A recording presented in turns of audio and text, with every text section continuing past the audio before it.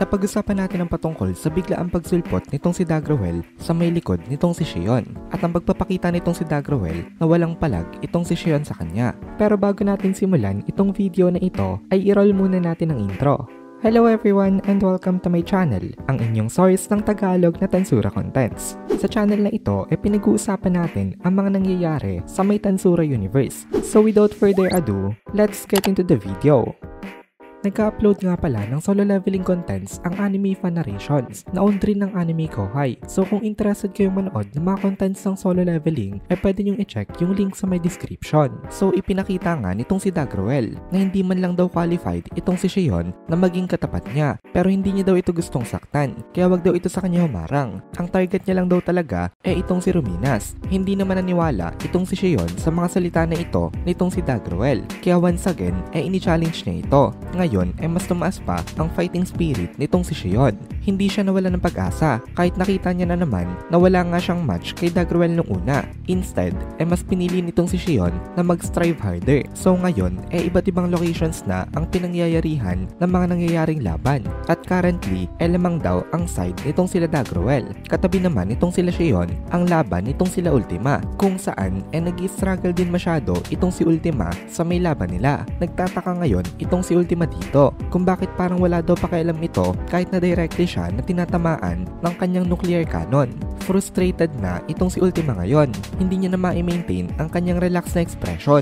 Ayaw man i-admit nitong si Ultima ay malakas daw talaga itong si Fen. Kasi kahit ngayon nga daw na ginagamit niya ang kanyang ultimate skill na Poison King Samael para i-enhance ang power ng kanyang nuclear cannon na nagbibigay dito ng additional deadly poison, ay mukhang wala pa rin daw pakialam itong si Fen dito, na para bang hindi siya dito apektado. Tapos nagsalita itong si Fen na hindi niya daw alam kung bakit. Siguro daw ay mahirap talaga maging mahina kasi kailangan mo pa daw na maghirap at mag-aral ng mga tricks para lang magawa mo makipaglaban. Tapos tinawanan lang nitong si Fen itong pag-i-struggle nitong si Ultima sa kanya, na para bang minamalit niya talaga itong si Ultima. Sabi naman itong si Ultima ay napaka-annoying daw nito. Pinipili ni Ultima na ikalma ang kanyang sarili at i-analyze properly ang kanilang situation. Simula pa lang daw ay hindi na talaga ina-expect nitong si Ultima na kaya niyang talunin ito mag-isa. Ang pinaka-goal niya lang talaga dito ay ang hindi magpatalo at i-hold off itong si Fen for as long as possible. Pero may napansin dito itong si Ultima na bakit daw parang hindi ata tumatalab dito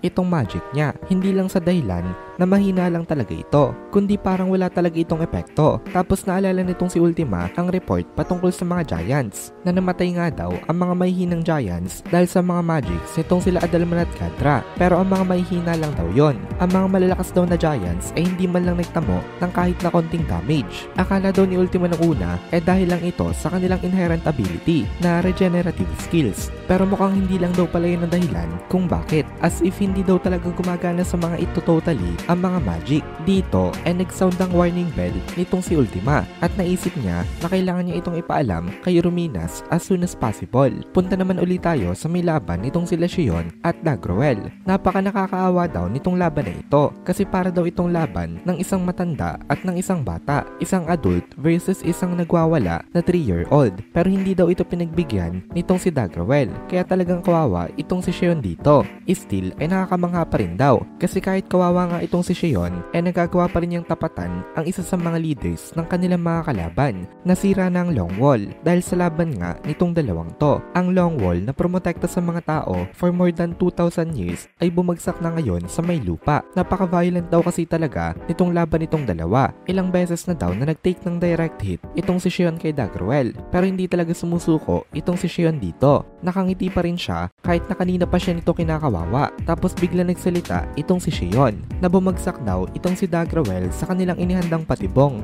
After that ay bigla nakarinig itong si Dagrawel ng isang ingay galing sa paligid. Tapos nagulat siya kasi bigla ditong lumabas itong si Demon Lord Ruminas, at sabi bigla nitong si Ruminas ay paalam daw kay Dagrawel.